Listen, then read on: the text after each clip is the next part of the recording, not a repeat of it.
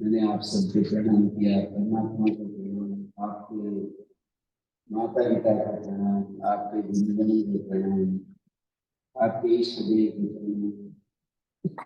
प्रणाम वो द्वार है जहाँ से शिव का प्रवेश होता है। विमान वो कपाट है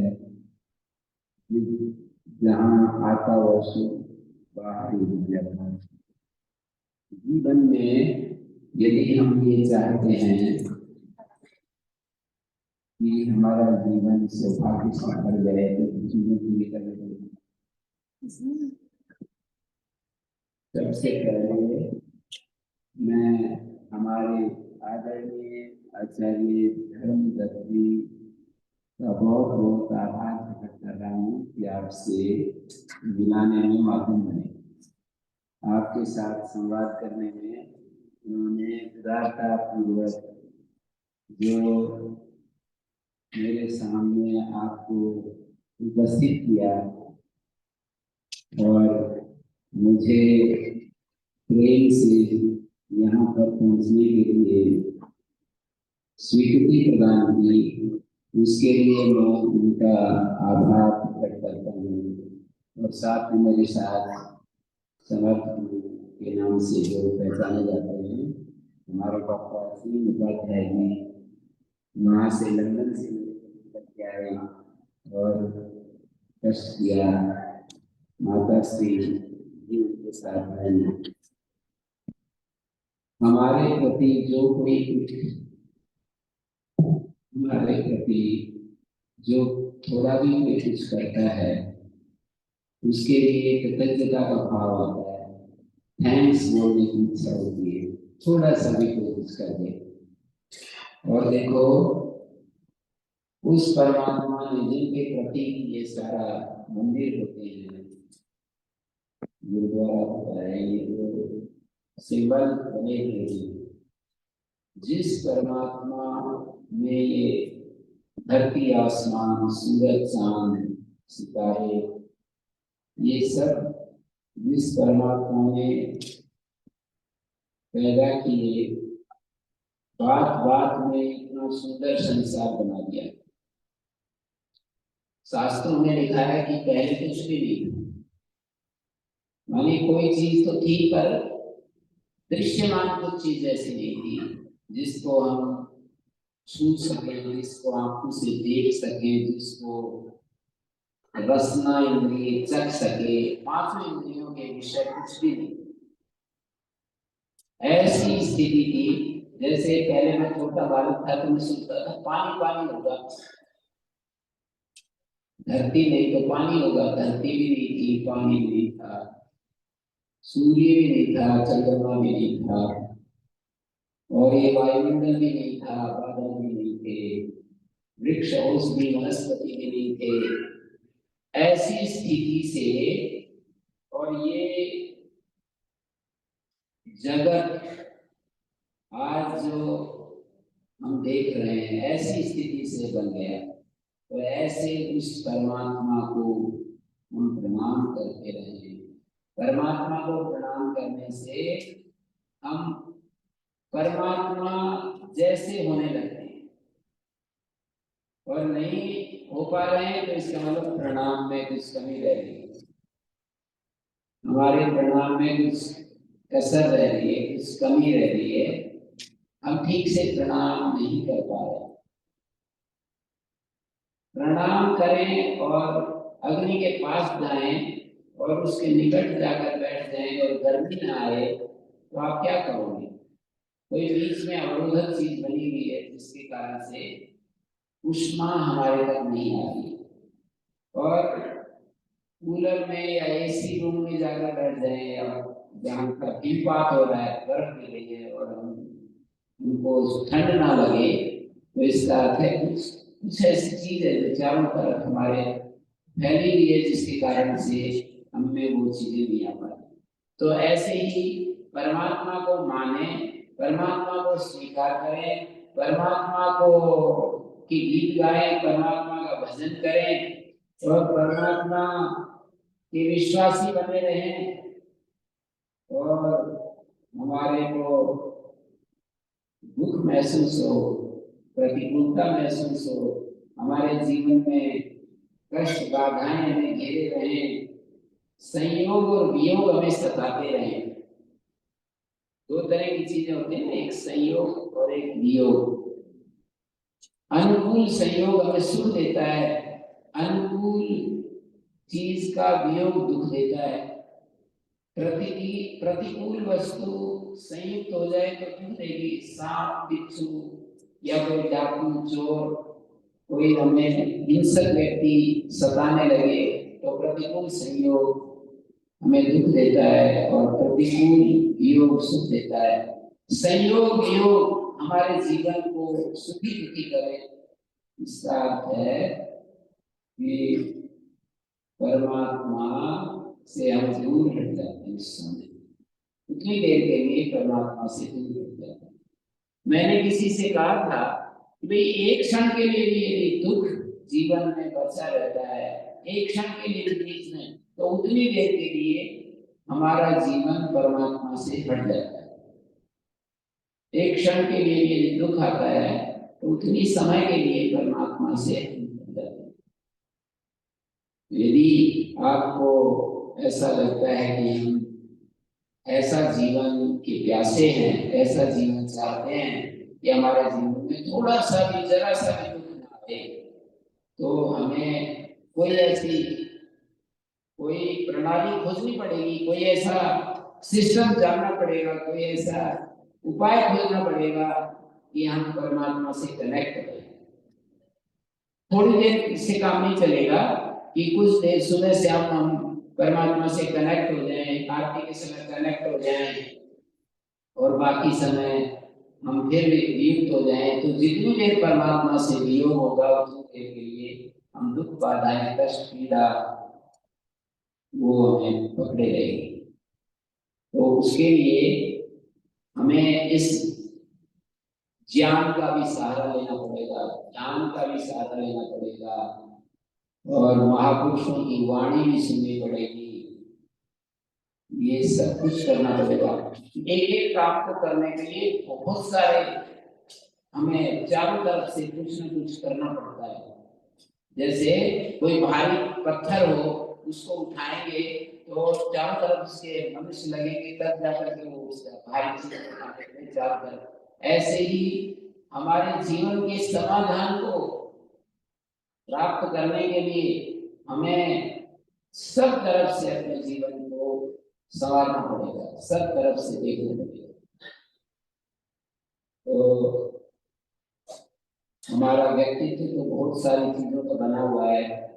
हमारा शरीर है, हमारा मन है, हमारी बुद्धि है। अभी तो हम शरीर को भी ठीक रखना नहीं जानते, शरीर को कैसे ठीक रखा जाए ये भी हमारी बुद्धि में अभी सही सही इसका चित्र नहीं बना है कि हम अपने शरीर को ठीक कैसे रख सकते हैं। शरीर को ठीक रखने के लिए हमको उचित आहार, उचित निद्रा, उचित जीवन में एक अनुशासन और उचित शरीर का जो यौगिक व्यायाम, परिश्रम, प्राणायाम, ये सब चीजें यदि करते हैं तो हमारा शरीर ठीक है। मैंने कहा इतनी सारी चीजें करने से शरीर ठीक रहता है।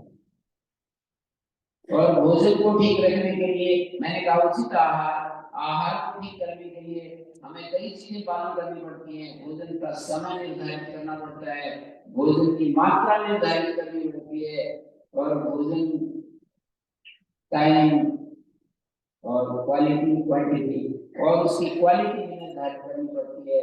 भोजन में विरुद्ध चीजें हमारे लिए हानिकारक होती हैं, जो जैसे दूध और लस्सी, खीर और रायता, ऐसी जो विरुद्ध चीजें हैं, दूध और खरबूजा, दूध और खीरा, ऐसी जो विपरीत चीजें हैं जो हमारे शरीर को प्रतिकूल होती हैं उनको समझना।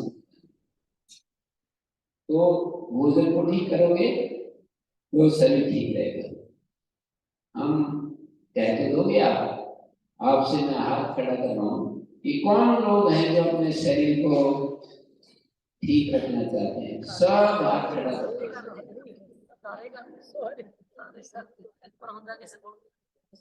कौन लोग हैं जो सही नींद लेना चाहते हैं? सब। पर बिना परिश्रम के नींद नहीं आती, बिना निश्चिंतता की नींद नहीं आती है। कोई व्यक्ति परिश्रम नहीं करता और निश्चिंत मन में निश्चिंत नहीं रहता है, तो आप कहोगे कि जी चिंताएं तो आई जाती है, कभी कुछ, और कैसे हम निश्चिंत रह सकते? तो निश्चिंत तो रह सकते हैं, उपाय है हर चीज के।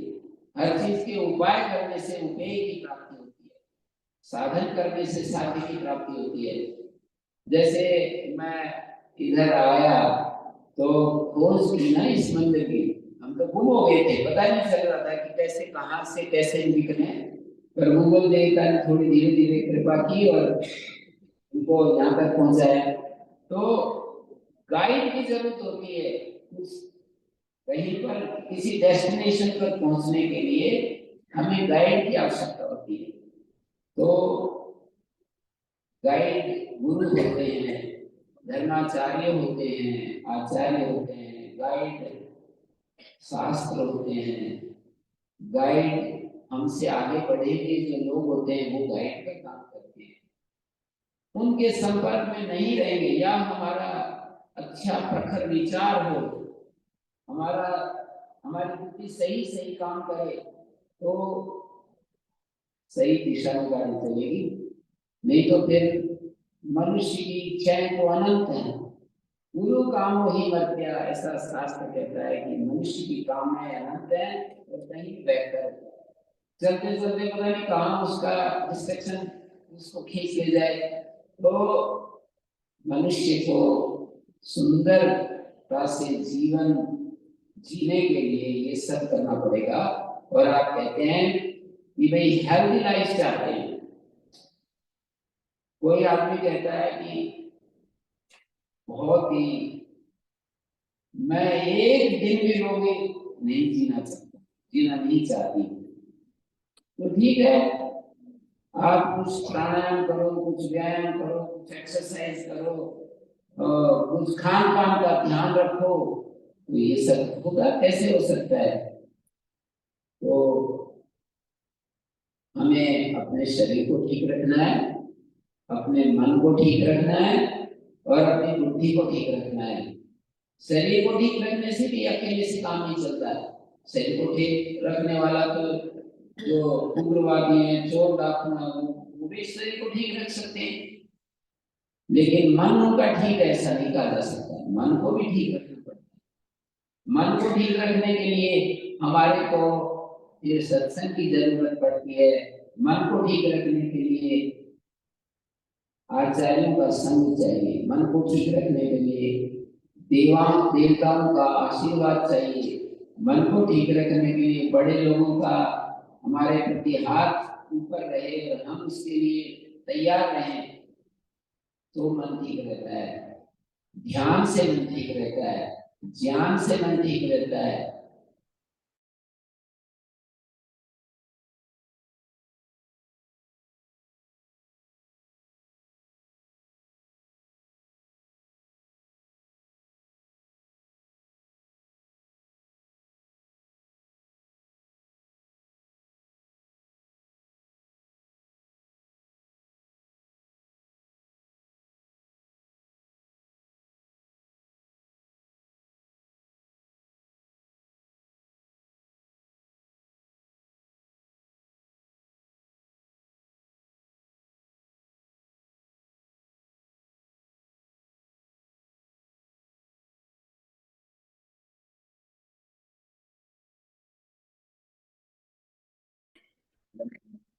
तो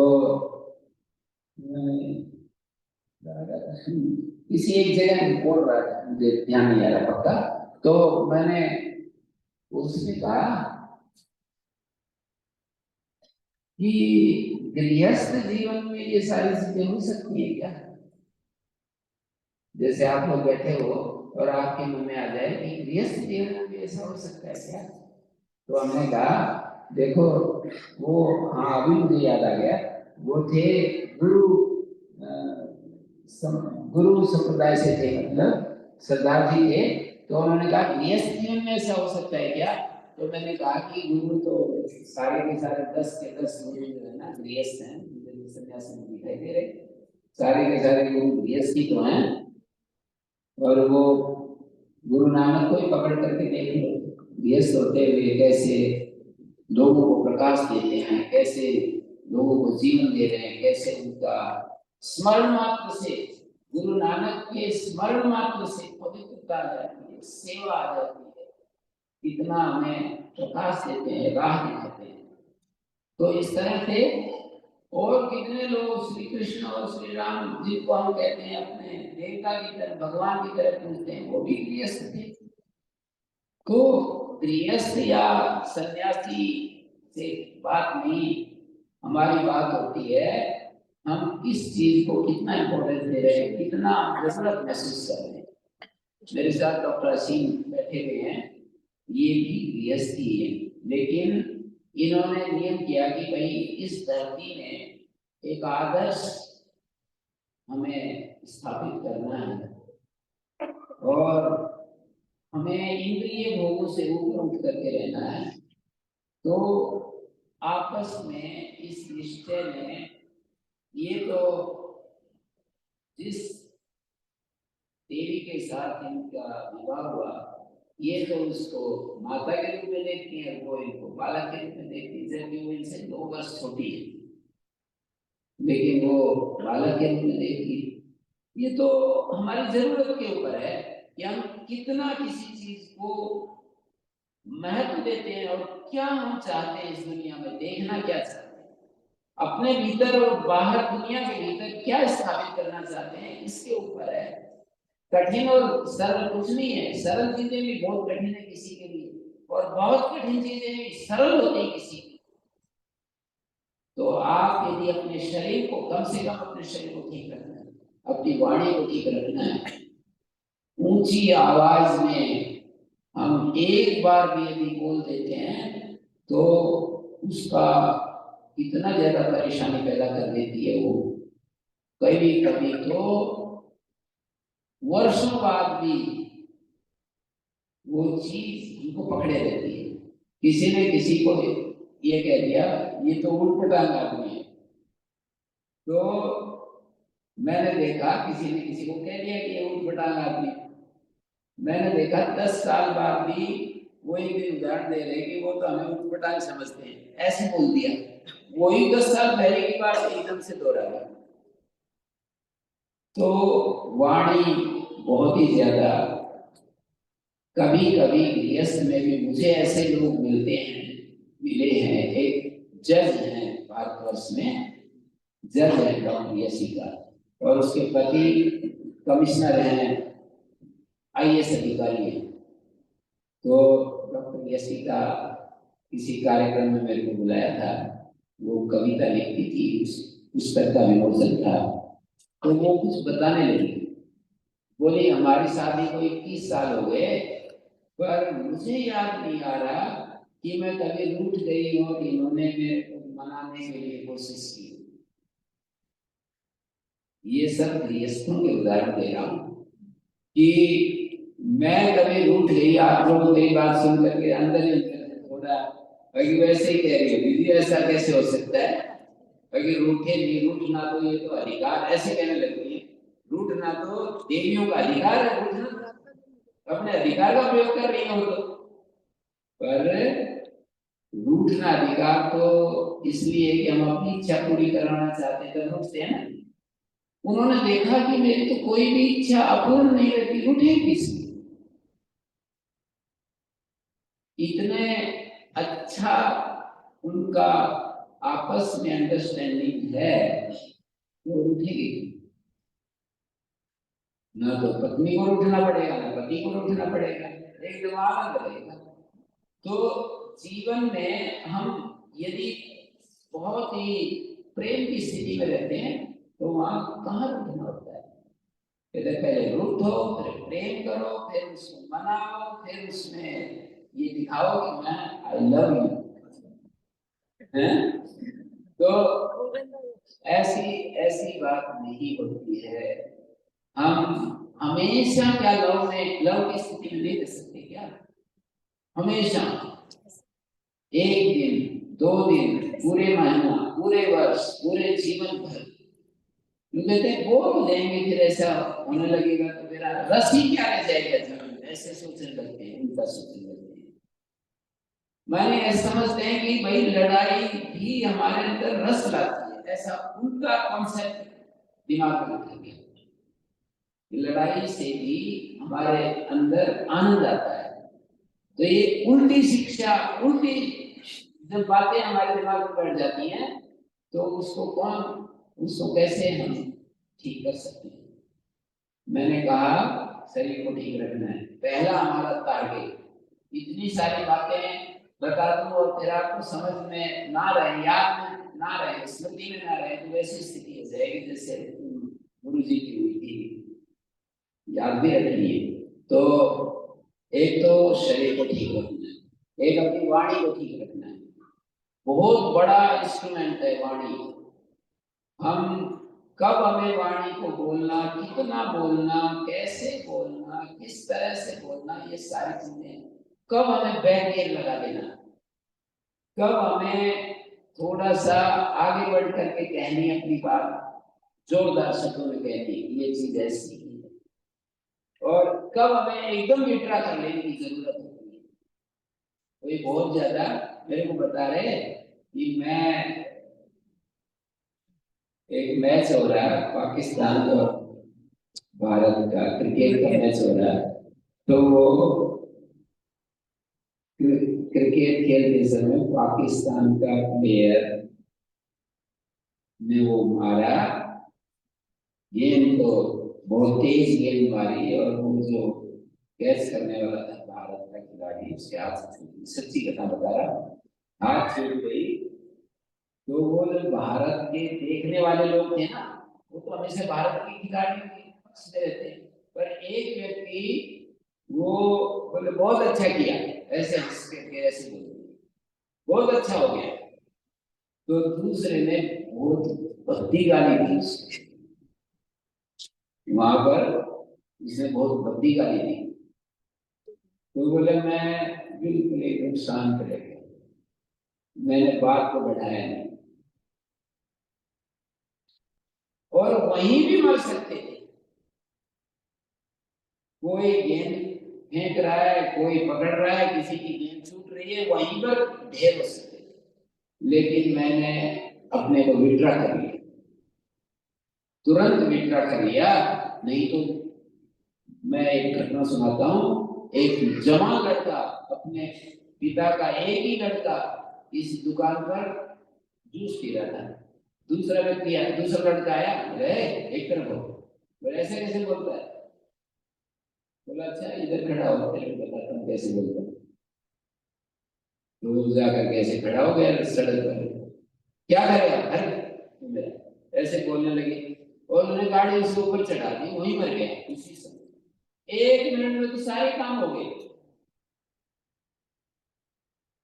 उसने झगड़ा भी कर लिया, मर भी गया, और वो जेल में चला गया। एक ही मिनट में सारे काम हो गए। तो देखो रोजाना हमारे व्यवहार में आती हैं ये चीजें। कहाँ पर वाणी को रोकना है, कहाँ पर बोलना है, ये विद्या भी सीखनी चाहिए हमारे। शरीर को ठीक रखने की विद्या, वाणी को ठीक रखने की विद्या, मन को ठीक रखने की विद्या भी हमें आनी चाहिए। मन को ठीक कैसे रखा जाता है, ये विद्या सबसे ज्यादा हम कभी कभी ऐसे कह देते हैं अरे कुछ नहीं है, ये सब ऐसे ही बना रखे हैं। आप नहीं कहते, पर कुछ लोग दुनिया में ऐसे बोल देते हैं। आप लोग इतने पवित्र स्थान में आए हैं, महापुरुषों की, आचार्यों की वाणी सुनते हैं, तो आपको नहीं कह रहा, पर कुछ लोग ऐसे कह देते हैं कुछ नहीं है, सब ऐसे ही बना रखी चीजें। ये मन का दोष होता है, नास्तिकता मन का दोष है। और मन से किसी का बुरा सोचना मन का दोष है।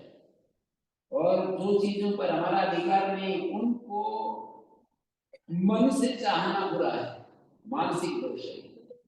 3 दोष बताए मन के, 4 दोष शरीर के, 3 दोष शरीर के, 4 दोष वाणी के और 3 दोष मन के बताए।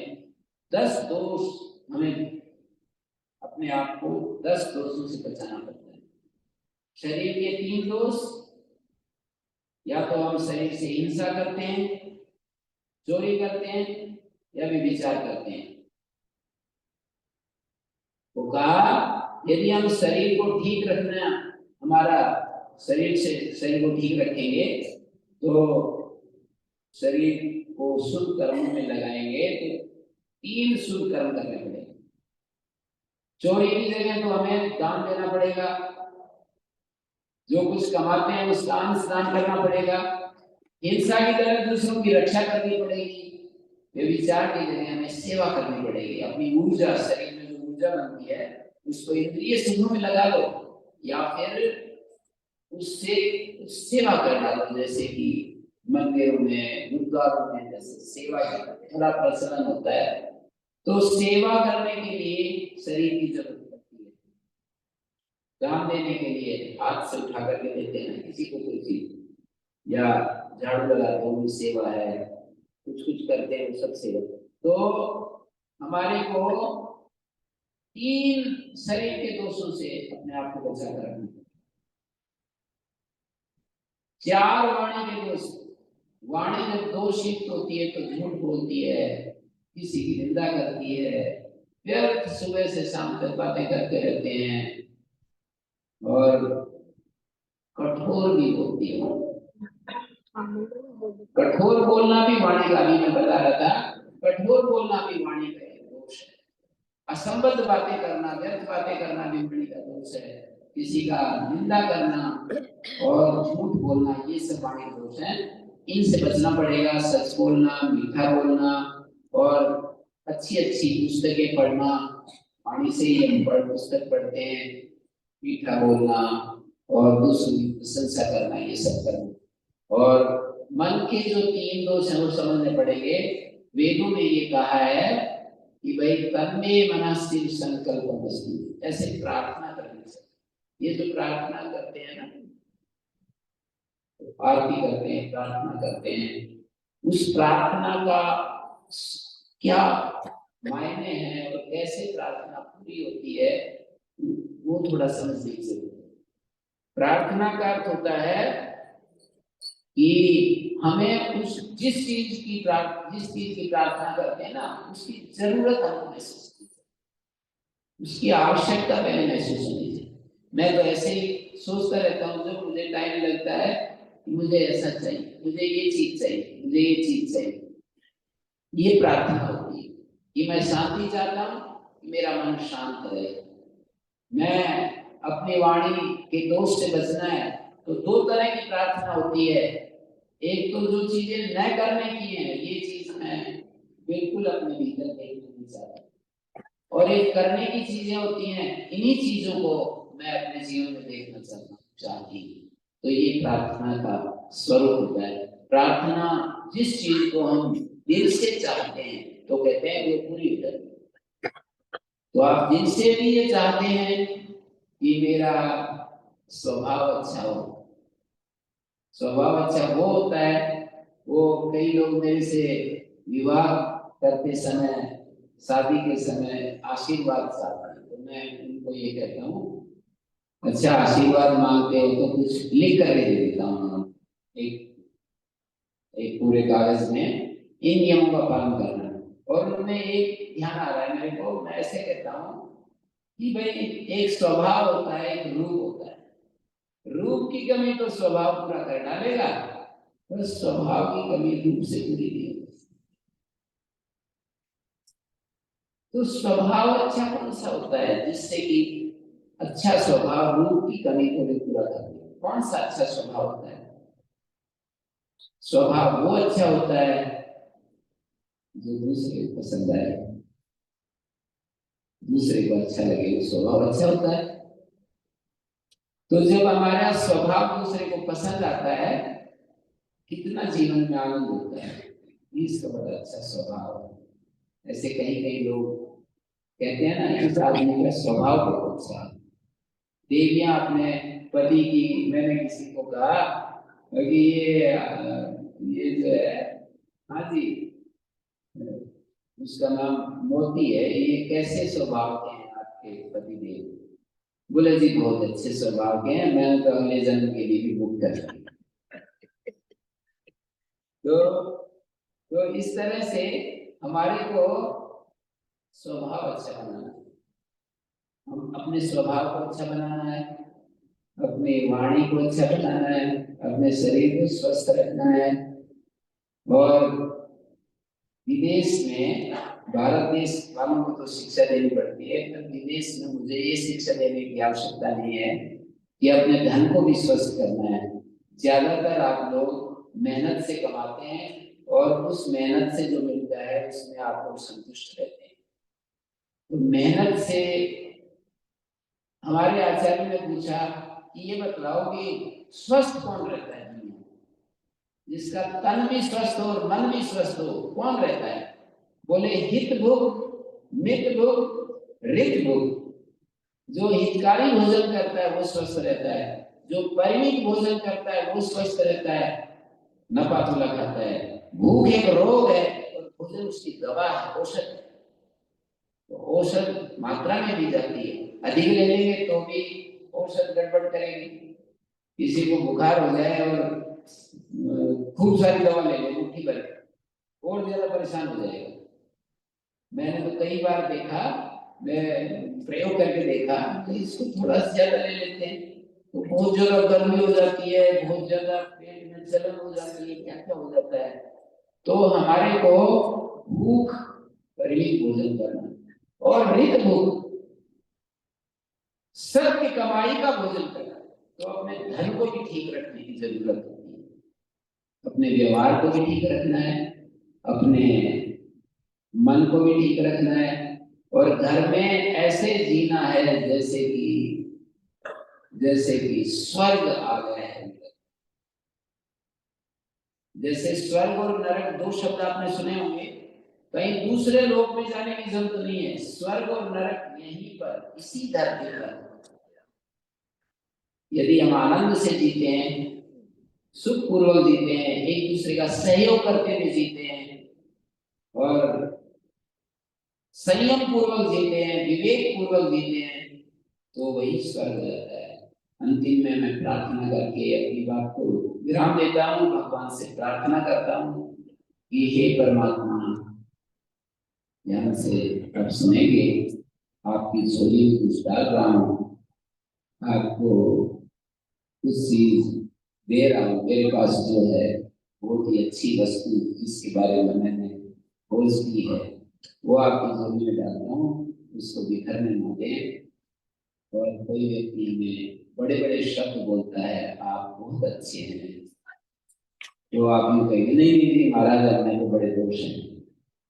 तो अपने भूतकाल के जो दोष होते हैं उनको पकड़ करके अपने को अपराध बोध में, गलती कॉन्शियसनेस में ना जिए। वर्तमान सभी का निर्दोष है, की हुई गलती को दोबारा न दोहराएं, और गलत संगत में ना उठे बैठे, तो आपका जीवन धन्य हो जाएगा। भगवान से प्रार्थना है कि हे मेरे प्यारे प्रभु, इन सभी श्रोताओं का